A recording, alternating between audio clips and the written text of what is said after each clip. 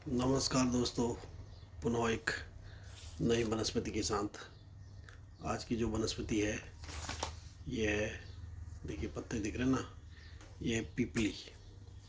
Piper लॉन्गम इसका वानस्पतिक नाम है और ये पाइपरेसी फैमिली का पौधा है और तराई जोन में काफ़ी मात्रा में ये उगता है।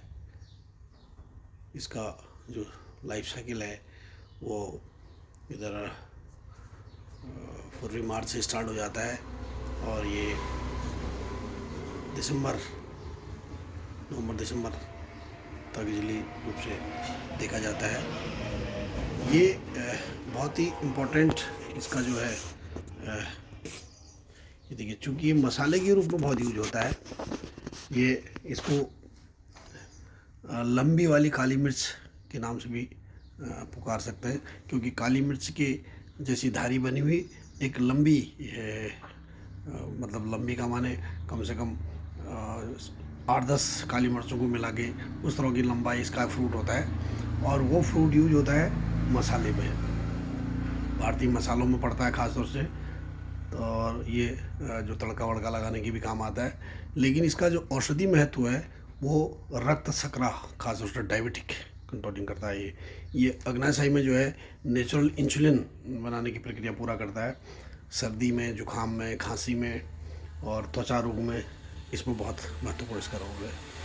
कैसी जीर्ण खांसी हो, इसके एक जो फल है, सूखा हुआ फल, उसको आप क्रैश करके शहद के साथ 1 चम्मच में अगर शाम को नियमित रूप से अगर लेते हैं तो कैसी जीर्ण से जीर्ण अगर खांसी हो, जुखाम हो, सर्दी हो या श्वसन क्रिया तेज चल रही हो तो उसके लिए बहुत इसमें लाभ मिलता है, बहुत काफ़ी मात्रा में लाभ।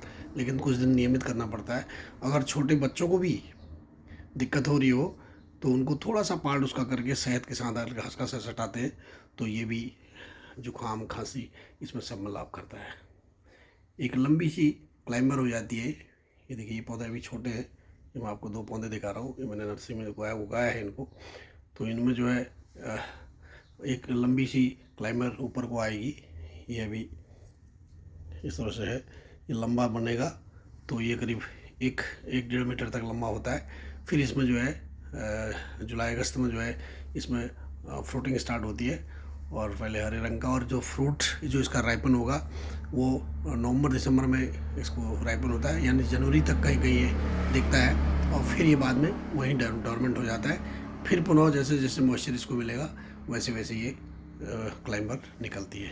साल फॉरेस्ट में काफ़ी मात्रा में दिखाई देता है, जहाँ जहाँ क्योंकि जहाँ पत्तियों की नेचुरल ह्यूमस बन जाती है, खाद बन जाती है, उन एरियाज में ये काफ़ी मात्रा में आपको दिखाई देगा। और ये जो है